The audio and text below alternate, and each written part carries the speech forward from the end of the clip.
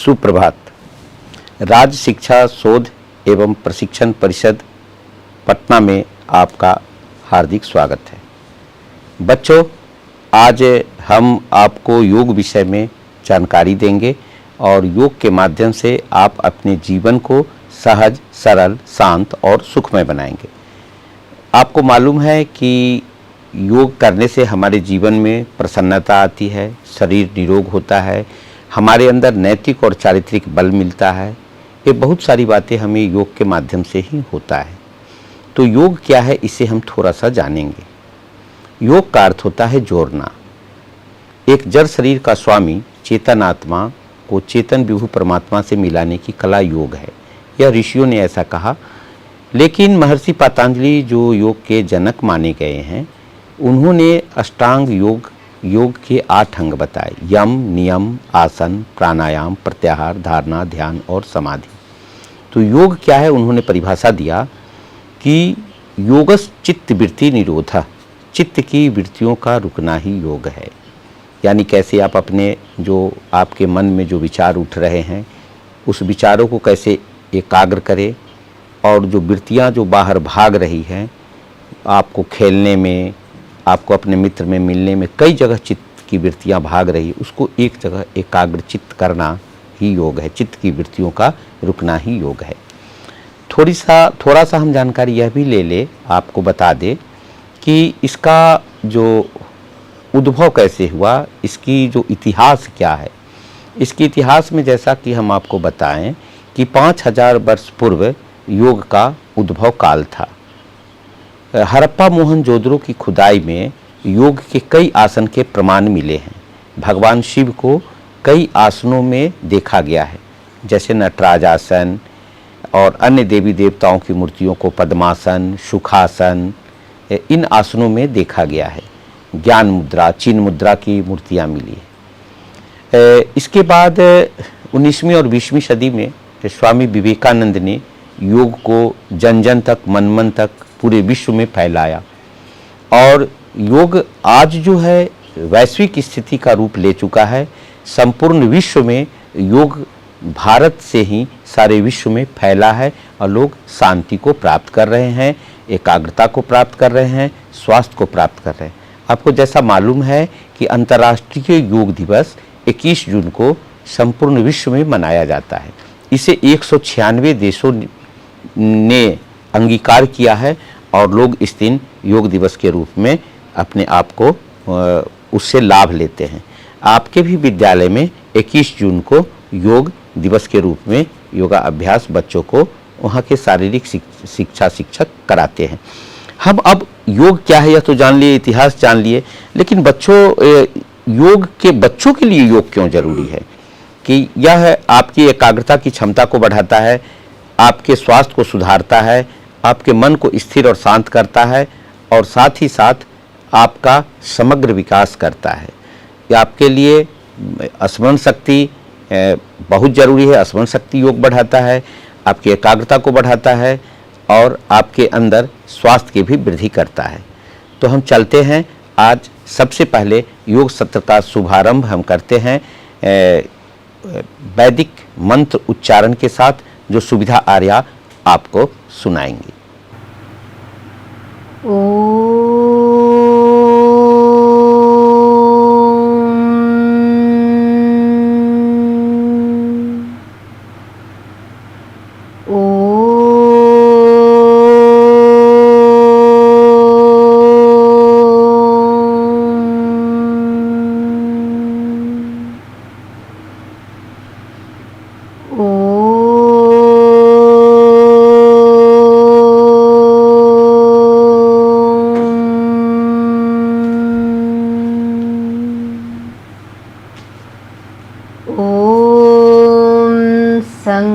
संगच्छध्वं संवदध्वं संभो मनांसि जानतां देवा भागं यथा पूर्वे संजानानामुपासते।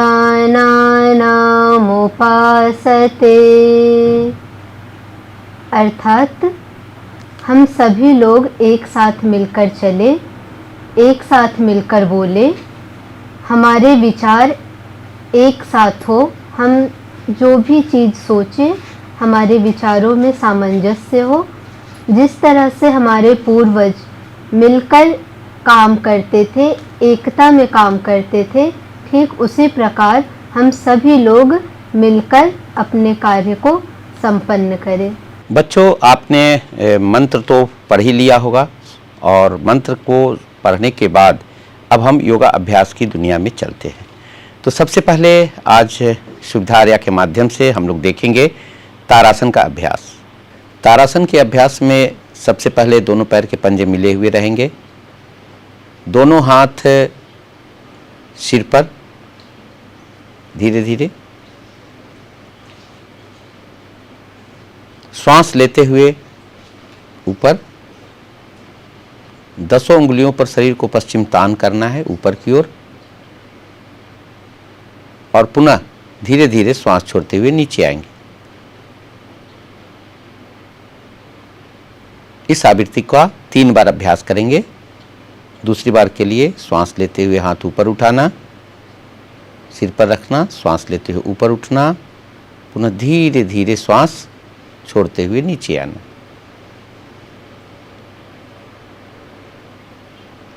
एक बार और अभ्यास करेंगे। श्वास लेते हुए हाथों को ऊपर उठा के सिर पे रखना, पुनः श्वास लेते हुए ऊपर उठना, श्वास छोड़ते हुए नीचे आना। सुबह में पानी पी के बच्चों यह अभ्यास करना है और इसके अभ्यास से आपके अंदर वायु विकार यानी गैस हो, कब्ज हो, इसकी समस्याएं दूर होती है। साथ ही साथ लंबाई वृद्धि में यह अभ्यास लाभकारी माना गया है। यह अभ्यास सुबह में ही खाली पेट करेंगे, भोजन के बाद इसका अभ्यास नहीं करना है। जब कभी भी आप आसन करें तो योग शिक्षक के निर्देशन में रह के अभ्यास करें। अगला अभ्यास में आपको सुविधा आर्या दिखाएगी वृक्षासन। दोनों पैर जमीन के समानांतर, हाथ सहज सरल, मन में कोई विचार नहीं, और यह सहज स्थिति में दाहिने पैर को उठा के हम बाएं पैर के मूल में लगाएंगे, जैसा कि आप देख रहे हैं। फिर दोनों हाथों को श्वास लेते हुए ऊपर उठाएंगे और ऊपर की ओर खींचेंगे। इस अभ्यास में शारीरिक क्षमता के अनुसार हम रुकते हैं 5 से 10 सेकेंड। 1 2 3 4 5 6 7 8 9 10। पुनः श्वास छोड़ते हुए दोनों हाथ नीचे, कमर के बगल में, पैरों को भी नीचे रखेंगे।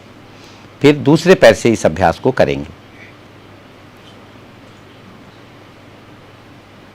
दोनों हाथ को श्वास लेते हुए ऊपर उठाना, दोनों हाथ की तलहटी को आपस में मिलाना, और सहज अवस्था में हम श्वास लेते और छोड़ते रहेंगे। अंतिम अवस्था में सामने एकाग्रता बनाने के लिए अपनी चेतना को, आँख की दोनों रोशनी को सामने किसी बिंदु पर एकाग्रचित करना।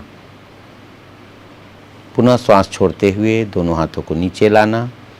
इसमें आप शारीरिक क्षमता के अनुसार अपने समय को बढ़ा भी सकते हैं। उसके बाद बैठ जाएंगे अगले अभ्यास के लिए, बालासन के लिए। बच्चों, आपने देखा अभी वृक्षासन, और वृक्षासन के लाभ के बारे में आपको मैं बता दूं कि वृक्षासन से जो शारीरिक संतुलन तो बनता ही है, साथ ही साथ मानसिक एकाग्रता भी बढ़ती है। और इस तरह से जो आप दैनिक जीवन में यदि इसका अभ्यास करेंगे तो एकाग्रता का भी लाभ आपको मिलेगा, शारीरिक संतुलन का भी मिलेगा, पैर की मांसपेशी भी आपकी मजबूत होगी और आपका जीवन सहज, सरल, शांत और सुखमय बनेगा। फिर अब हम चलते हैं अगले अभ्यास की ओर। अगले अभ्यास में हम बालासन को देख रहे हैं। बालासन को कहीं इस आसन को शशांक आसन के भी नाम से जाना गया है। तो सुविधा आर्या इस आसन को दिखलाएंगी। सबसे पहले हम बैठेंगे दंडासन में। दंडासन में दोनों पैर जमीन के समानांतर, हाथ बगल में, और यहाँ से हम दोनों पैरों को हम वज्रासन की स्थिति में ले जाएंगे। पीछे दोनों पैर नितंब के पीछे स्थापित करेंगे। बच्चों, अब अगले अभ्यास आप बालासन के लिए आप सीखेंगे बालासन कैसे करना है। वज्रासन की स्थिति आप देख रहे हैं, घुटनों के बल खड़े होना, घुटनों के बल सीधा खड़े हो जाइए। आप देख रहे हैं इस स्थिति में दोनों एरिया जो है अगल बगल फैली हुई हैं, और उसके बाद आराम से बैठना, ये हुआ वज्रासन की स्थिति में आ जाना है। इसके बाद श्वास लेते हुए दोनों हाथों को ऊपर उठाना और धीरे धीरे श्वास छोड़ते हुए दोनों हाथों को ज़मीन पर लाना। मस्तिष्क जो है ज़मीन से सटा हुआ रहेगा, केहनी बिल्कुल रिलैक्स पोजीशन में, और शारीरिक क्षमता के अनुसार इसमें आप 2 से 5 मिनट भी रुक सकते हैं। सहज, सरल, शांत और सुखद स्थिति, यह आपके मस्तिष्क में ब्लड सर्कुलेशन इस दौरान अधिक आता है, तो इसमें याद की शक्ति बढ़ती है, एकाग्रता बढ़ती है, मन शांत होता है और आपको पाठ याद करने में भी सहायता मिलती है। पुनः श्वास लेते हुए धीरे धीरे वापस, और श्वास छोड़ते हुए दोनों हाथ घुटने पर। इस अभ्यास को, प्रत्येक आसन को हम कम से कम 3 बार करते हैं, लेकिन इस अभ्यास को एक बार फिर से आप देखिए। वज्रासन की स्थिति में हाथ घुटने में, पुनः श्वास लेते हुए धीरे धीरे हाथों को ऊपर उठाएंगे और श्वास छोड़ते हुए धीरे धीरे नीचे जाएंगे। सहज, सरल, शांत और सुखद अनुभूति में इसका अभ्यास करेंगे। कोहनी बिल्कुल ढीला, हाथ आपस में मिले हुए, शरीर में कहीं कोई तनाव नहीं, सहज, सरल और शांत। धीरे धीरे श्वास लेते हुए ऊपर उठेंगे। यह अभ्यास उनको नहीं करना है जिनको अत्यधिक क्रोध आता है, जिनका ब्लड प्रेशर बढ़ा है। बच्चों में तो ब्लड प्रेशर नहीं होता है, लेकिन बड़े लोग यदि देख रहे हैं इस कार्यक्रम को, तो जिनको ब्लड प्रेशर है वो लोग नहीं करेंगे। इसमें यदि अल्सर है तो अभ्यास नहीं करेंगे। जो निषेध है उस निषेध को ध्यान में रखते हुए योग प्रशिक्षक के निर्देशन में ही अभ्यास करने पर लाभ मिलता है। लेकिन बच्चों के लिए जिन्हें किसी प्रकार की कोई संक्रमण बीमारी नहीं है, उनका जीवन स्वस्थ है, तो एकाग्रता और स्मरण शक्ति के लिए इसका अभ्यास करेंगे। अगले अभ्यास में बच्चों आपने आज सीखा, पहला आसन आपने तारासन, वृक्षासन और बालासन। अब अभ्यास हम प्राणायाम के पास चलते हैं। अगले अभ्यास प्राणायाम की दुनिया में चलने से पहले प्राणायाम की परिभाषा हम जानेंगे। महर्षि पतंजलि ने प्राणायाम की परिभाषा दिया, ततः क्षीयते प्रकाश आवरणम, यानी बुद्धि पर जो आपके पास पर्दा पड़ा हुआ है उस पर्दा को प्राणायाम हटाता है। मुख्यतः आज हम जिस प्राणायामों को सीखेंगे उस प्राणायाम में पहला प्राणायाम है नाड़ी शोधन प्राणायाम, जिसे अनुलोम विलोम के नाम से भी जानते हैं। सुविधार्या इस प्राणायाम को करके बताएगी। पहले सहज सुखासन में हम बैठ जाएंगे, सहज पलहत्थी मार के। आप प्राणायाम को सीखने जा रहे हैं, तो प्राणायाम का अर्थ ही होता है प्राण का व्यायाम, और प्राण को हम कैसे ले कैसे छोड़े इसकी विधि है, इसकी कला हम प्राणायाम के अंतर्गत सीखते हैं। श्वास जब हम लेते हैं तो उसे पूरक कहते हैं, श्वास जब अंदर में रोकते हैं तो उसे अंतर कुंभक कहते हैं, और श्वास जब बाहर में छोड़ते हैं तो उसे रेचक कहते हैं। श्वास बाहर में छोड़कर यदि रोकते हैं तो उसे बहिर्कुंभक कहते हैं। श्वास यदि अंदर में लेकर रोकते हैं तो उसे अंतर कुंभक कहते हैं। तो यह प्राण की स्थितियां हैं लेने और छोड़ने की। तो प्राणायाम की परिभाषा को हम जानेंगे, और महर्षि पतंजलि ऋषि ने जो प्राणायाम की परिभाषा दी है उसे हम जानेंगे। उन्होंने लिखा कि ततः क्षीयते प्रकाश आवरणम, यानी ज्ञान पर जो पर्दा पड़ा हुआ है, बुद्धि पर जो आपका पर्दा पड़ा हुआ है, उसे प्राणायाम हटाता है। अर्थात प्राणायाम को करने से हमारी बुद्धि तीक्ष्ण होती है, स्मरण शक्ति बढ़ती है, एकाग्रता बढ़ती है, शरीर में पर्याप्त रक्त संचार होता है, और किसी भी कार्य में यदि आपको दिल नहीं लगता है तो वह दिल लगने लगता है। यानी पढ़ाई में, खेल में या अन्य कोई भी काम जिसको आप करने में संकोच उत्पन्न करते हैं, तो प्राणायाम उसमें मदद करता है। यानी हमारे संपूर्ण स्वास्थ्य की करीब प्राणायाम है। तो प्राणायाम आज मुख्य 4 प्राणायाम हम आपको बताएंगे, जिसमें प्रथम प्राणायाम हम अनुलोम विलोम प्राणायाम, जिसे आप जानते भी होंगे, देखकर कभी कभार आपने किया भी होगा, लेकिन आज इसे हम विधिवत सीखेंगे। इस प्राणायाम को हम नाड़ी शोधन के नाम से भी जानते हैं। नाड़ी शोधन का अर्थ है हमारी शरीर की जितनी नस नाड़ियाँ हैं उसे यह प्राणायाम शुद्ध कर देता है, शरीर में पर्याप्त रक्त संचार होने लगता है, और व्यक्ति जो है आगे जीवंत ऊर्जा के साथ कार्य करना प्रारंभ कर देता है। तो चलिए सबसे पहले हम दाहिने हाथ को उठाएंगे और अंगूठे और तर्जनी अनामिका अंगुली के सहारे हम इसका प्राणायाम करेंगे। सिर सीधा, आंखें बंद रहेंगी। हम दाहिना नासिका को दबाएंगे और बाएं नासिका से, यानी जहां पर अनामिका अंगुली है वहां से हम प्राणवायु को अंदर खींचेंगे। पुनः बाएं नासिका को बंद करेंगे, दाहिना से प्राणवायु को छोड़ देंगे। पुनः दाहिने से श्वास लेंगे, पुनः दाहिना नासिका बंद कर देंगे, बायां से छोड़ देंगे। यह क्रिया आप देख रहे हैं सहज और सरल स्थिति में। बायां से श्वास लेना, बिना रोके दाहिना छोड़ देना, पुनः दाहिना से श्वास को लेना, बायां छोड़ देना। यह क्रिया हम 10 से 20 आवृत्ति करते हैं। प्राणायाम करने के समय यदि आप थक जाते हैं तो प्राणायाम को वहीं रोक दीजिए। यह जरूरी नहीं कि आप 20 आवृत्ति करें। 10 आवृत्ति में थक जाते हैं रोक दीजिए, 12 आवृत्ति में थक जाते हैं रोक दीजिए और पुनः इसका अभ्यास रुक कर करेंगे। दूसरी आवृत्ति के लिए फिर पुनः इसका अभ्यास करेंगे। इसके अभ्यास से एकाग्रता बढ़ती है। बच्चों, आपने अभी अनुलोम विलोम प्राणायामों को सीखा और इसके बाद आप अगला अभ्यास जो प्राणायाम का सीखने जा रहे हैं वह है भ्रामरी प्राणायाम। भ्रामरी प्राणायाम में जैसा कि नाम से ही स्पष्ट है, भ्रमर जैसा जो भौड़े का जो आवाज़ होता है उसी तरह हमिंग भी करेंगे। जो आवाज़ है उस ढंग से हम निकालेंगे, लेकिन निकालने से पहले हम बैठने की स्थिति में आप देखिए ज्ञान मुद्रा की स्थिति है। ज्ञान मुद्रा की स्थिति पहले को पकड़ते हैं और प्रथम अंगुली को हम कान के बगल में जो छोटे से मसल्स हैं उसमें हल्का सा दबाव लगाते हैं।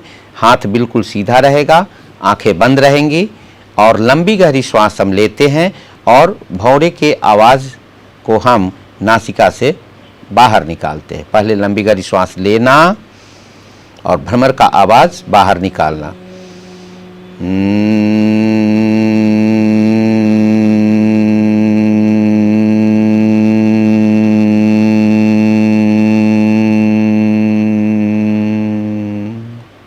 यह अभ्यास 5 बार करेंगे। लंबी गहरी पुनः श्वास लीजिए।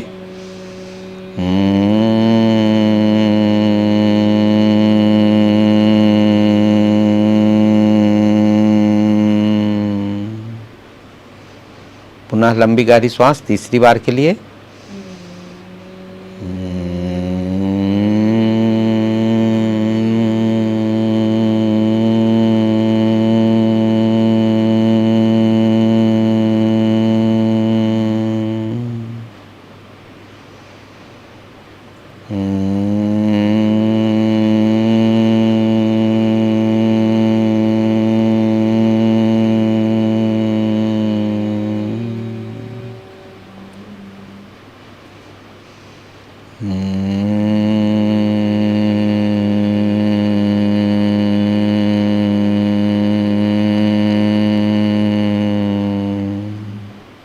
रिलैक्स, दोनों हाथ नीचे। जैसा कि इसके अभ्यास में इंगित है कि मस्तिष्क में वाइब्रेशन होता है और उस वाइब्रेशन के कारण हमारी जो अल्फा तरंगे है वह जागृत होती है और जो याद करने की जो शक्ति है वो हमारी बढ़ जाती है, एकाग्रता बढ़ जाती है। ये आप देखे हैं कि अपनी माँ बहन को आप सुने होंगे कि आधा सिर दर्द करता है, आधा नहीं करता है, जिसे हम अधकपारी के रोग के नाम से जानते हैं। तो अधकपारी भी ठीक होता है और जिन बच्चों को अनायास ही किसी भी बातों का चिंता रहता है या कोई परेशानी उलझनों के कारण उनका सिर दर्द होता है तो सिर दर्द में यह लाभकारी अभ्यास है। इस अभ्यास को हम याद की शक्ति के लिए, एकाग्रता के लिए, स्मरण शक्ति के विकास के लिए करते हैं। यानी विद्यार्थी जगत का यह सबसे महत्वपूर्ण अभ्यास है। बच्चों को यह नियमित अभ्यास करना चाहिए। प्रारंभिक काल में हम योग प्रशिक्षक के निर्देशन में अभ्यास करें तो निश्चित रूप से इसका लाभ मिलता है और अच्छा लाभ मिलता है। कहा गया है बिना गुरु जो साधै योग, छीजै काया बाढ़ै रोग।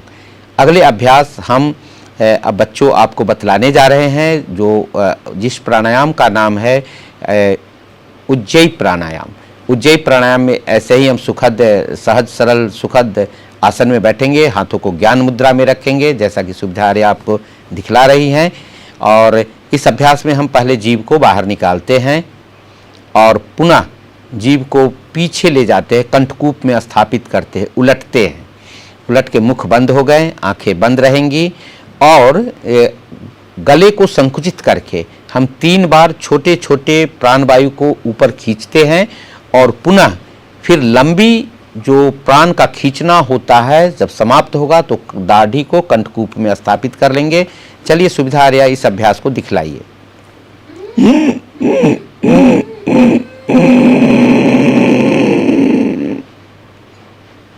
दाढ़ी देखिए कंठकूप में स्थापित है। शारीरिक क्षमता के अनुसार हम रुकते हैं। यह अंतरकुंभक की स्थिति है।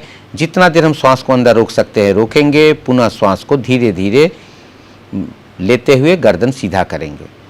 इस अभ्यास को आप 5 से 6 बार कर सकते हैं, लेकिन अभी हम लोग 3 बार में सीखेंगे। पुनः जीभ को बाहर निकालिए, जीभ को अंदर ले जाइए। आपको दिखा रही हैं कि जीभ को उलट लेना है और भोजन नली जो हमारा है उधर की ओर, जहाँ से हम भोजन लेते हैं, कंठ की ओर जीभ को स्थापित करना।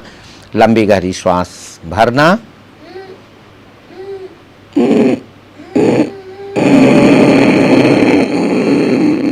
श्वास समाप्त होने पर इस दाढ़ी को कंठकूप में स्थापित कर लेना। शारीरिक क्षमता के अनुसार रुकना। क्षमता समाप्त होने पर गर्दन को सीधा करना, श्वास को अंदर भरना।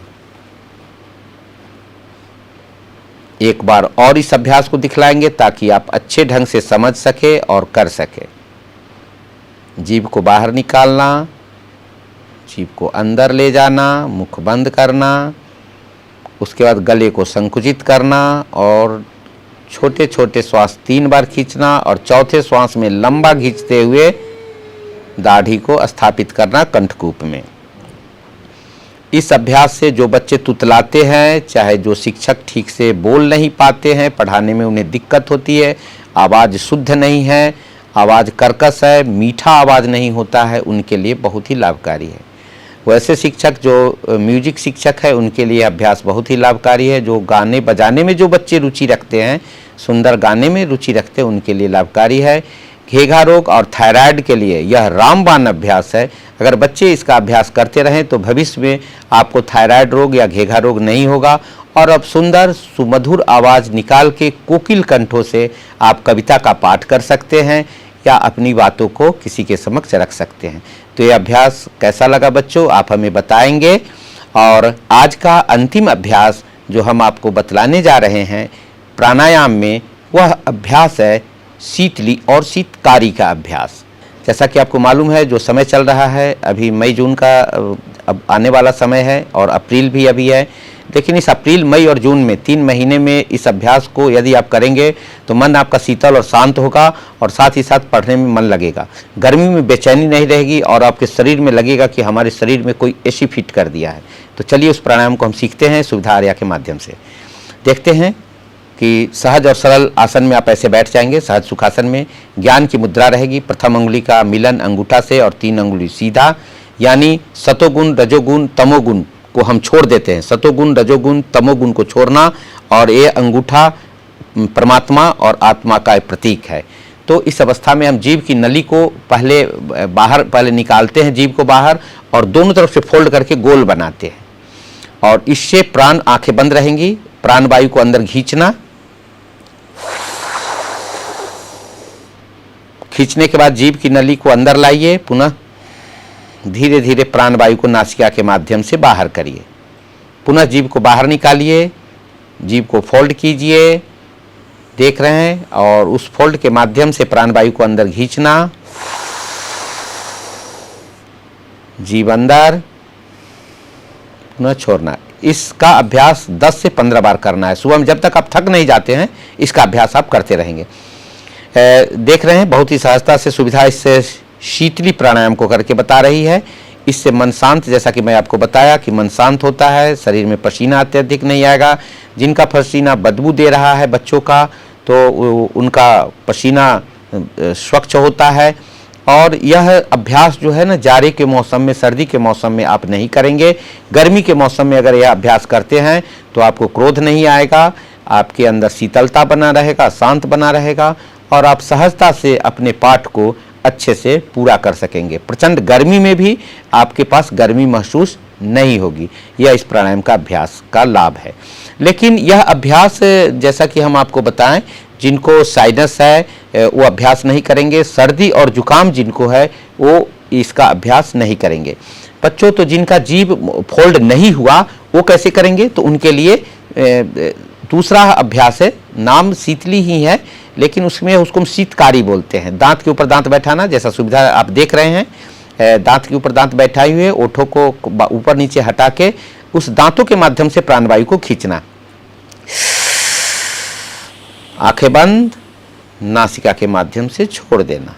पुनः सहजता से धीरे धीरे हम दांतों के माध्यम से प्राणवायु को अंदर खींचेंगे, बंद करेंगे, पुनः धीरे धीरे छोड़ेंगे। इस अभ्यास को भी 15 से 20 बार करेंगे। अगर यदि आपको दांतों में दर्द है तो इसका अभ्यास करके आप दांत के दर्द से निजात पा सकते हैं। मन शीतल होगा, शांत होगा, जैसा कि मैं शीतली में भी बताया था। शीतली और शीतकारी का लाभ एक ही जैसा है। यदि लेकिन जिन बच्चों को साइनस है, बराबर सर्दी जुकाम रहता है, वे बच्चे इसका अभ्यास नहीं करेंगे। तो आपने देखा आज का सुंदर सा अभ्यास, छोटा 2-3 आसन, 4 प्राणायाम। यदि आप व्यस्त भरे जीवन में इसका अभ्यास करते रहेंगे तो जीवन आपका सुखी और शांत होगा। आपको फिर से मैं एक बार याद दिला दूं कि योग का अभ्यास आपको करना है, खाली पेट करना है, भोजन करके अभ्यास नहीं करना है। शाम के समय में अभ्यास खाली पेट हो तो करना है, और साथ ही साथ ध्यान रखना है कि वस्त्र आपके ढीले हो, योगा मैट हो आपके पास, खुले वातावरण में अभ्यास करें, बंद कमरों में अभ्यास न करें। अभ्यास के दौरान, अभ्यास करने के बाद आपको पानी नहीं लेना है, स्नान नहीं करना है, भोजन नहीं लेना है। कम से कम 40 से 45 मिनट के बाद आप भोजन कर सकते हैं, स्नान कर सकते हैं, और अंत में आपको शवासन करना है, जैसा कि सुविधा आर्या आपको अभी बताएंगे। पीठ के बल लेट जाना और दोनों हाथों को कमर के बगल में रखना, पैर की दूरी 1 से 1.5 फुट, और इसमें पूरा विश्राम करना है। आसन के, प्राणायाम के अंत में आप शरीर को पूरा विश्राम देंगे। शारीरिक क्षमता के अनुसार शरीर के प्रत्येक अंगों पर अपनी चेतना को घुमाएंगे। सबसे पहले दाहिना पैर का अंगूठा, पहली अंगुली, दूसरी अंगुली, तीसरी अंगुली, चौथी अंगुली, तलवा, एड़ी, घुटना, जांघ, दाहिना पेट, दाहिना हृदय, गला, संपूर्ण मस्तिष्क, संपूर्ण मुखमंडल, बायां पैर, बायां तलवा, बायां घुटना, बायां जांघ, बायां पेट, बायां हृदय, बायां कंधा, बायां संपूर्ण हाथ, रीढ़ की हड्डी, संपूर्ण रीढ़ की हड्डी। इस तरह से शरीर के प्रत्येक आंगिक चेतना पर आप अपने मन को ले जाएंगे। आंखें बंद रहेंगी। इसमें कम से कम 10 मिनट का समय हमें अवश्य देना है। पुनः धीरे धीरे बाएं करवट लेटते हुए उठकर बैठना है। बाएं करवट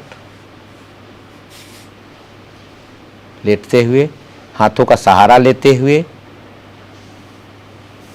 उठकर बैठेंगे सुखासन में, और अंत में शांति पाठ सुविधा आर्या इस सत्र के समापन के लिए ओम देव शांति के साथ आपको समापन की ओर लेके चलेगी।